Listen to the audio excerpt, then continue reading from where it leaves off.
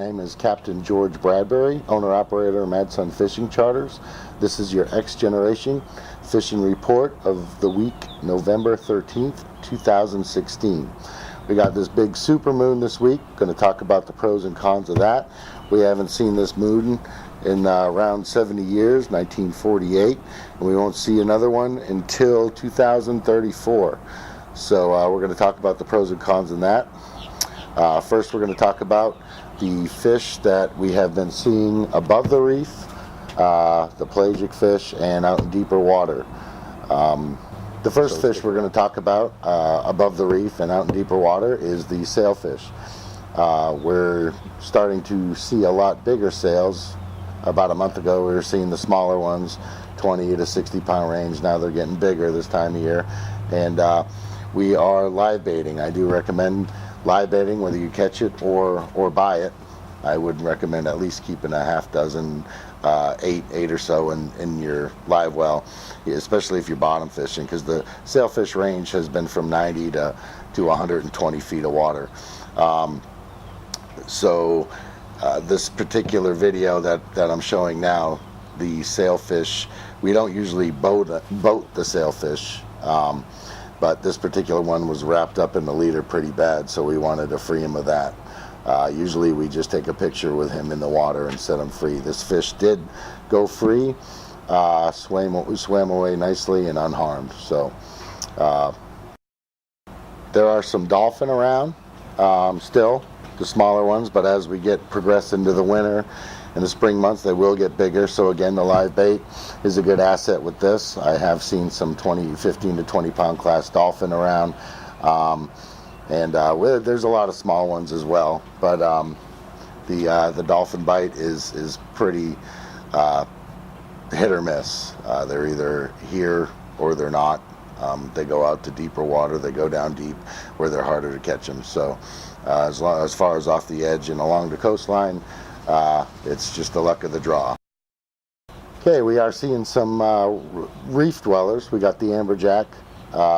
They're starting to hover around the reefs there. We've been seeing a few of them. We just catch them and release them. Some people like to smoke them, but me, they're a little wormy, so we just let them go. But that's another species that is hovering above the reef.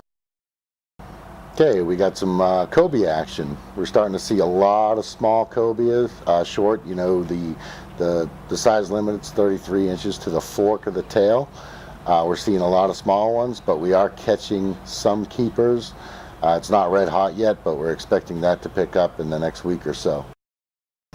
Bonitas, we're seeing decent sized bonitas still. You know, summertime bonitas. We're also seeing a lot of small ones, little bullet ones about 8 inches long. It's not the greatest table fare, but they are a good fight, and they are a good sign that the wahoo food is still around, and we got this big moon, and we're starting to see some wahoo bites around this moon as well. With this super moon, the first thing I do when I go out fishing, whether I'm bottom fishing, live baiting, whatever I do, with this moon around, first thing in the morning, even the bite's been a little later, so when I'm on my way in around 11 o'clock, 11:30, from a morning of fishing, I'll even tow these. The wahoo fishing has been pretty good, especially down in Boynton, but off Palm Beach we're seeing a few of them. So before I do start bottom fishing, I'll tow a couple lures around. 250, 300 feet of water is where we've been seeing them. So this is a Mr. Mullet. We tow this on a planer with a pink sea witch in front of it.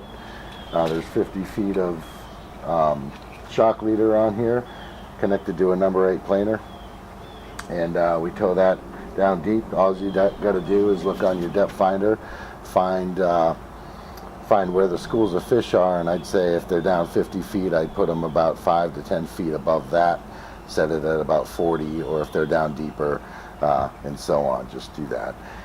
So that's the planer with a Mr. Mullet with a sea witch attached to your wire leader, to your shock leader, to your planer.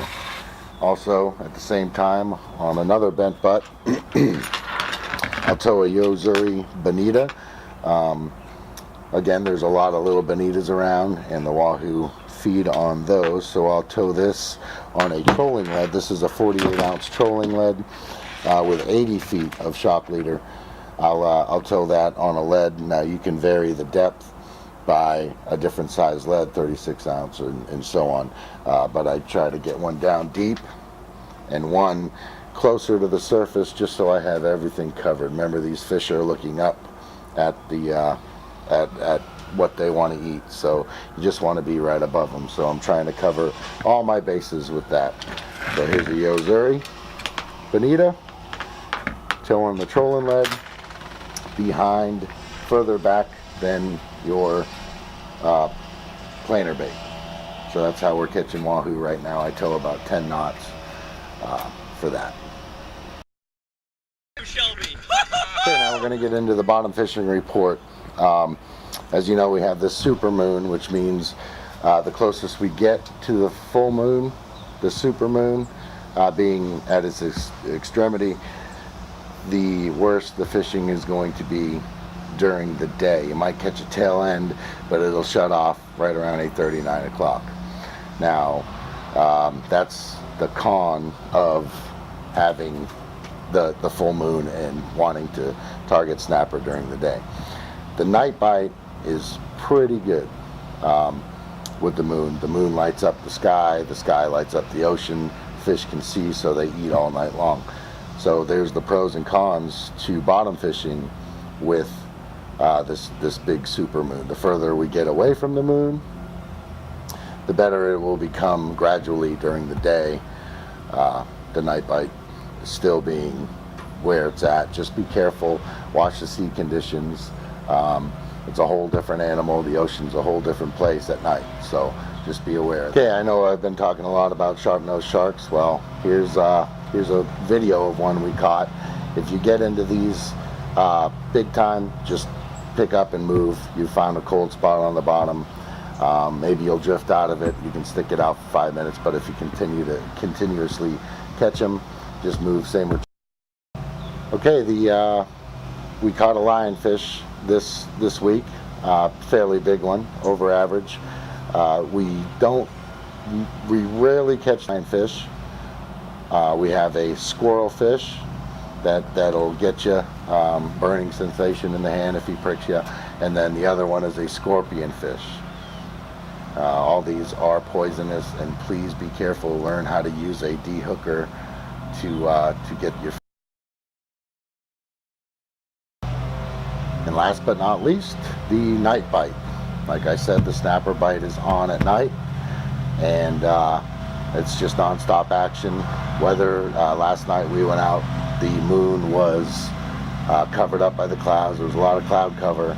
We did not see the moon at all, but the fish were still biting. It would have been a lot better had the moon been visible, but the fish are still biting at night, and it's a pretty consistent bite with the mangrove snappers stealing the show. They are. You will catch more mangroves than anything. We are catching big lanes and yellowtails as well, but if you want to go snapper fishing, go at night, and just be careful and be aware of surroundings and the sea conditions and the weather coming that evening. This has been your X Generation Fishing Report of the Week. I'm Captain George Bradbury, owner-operator Mad Sun Fishing Charters. We'll see you next week. Be safe, tight lines as always, and support your local tackle store.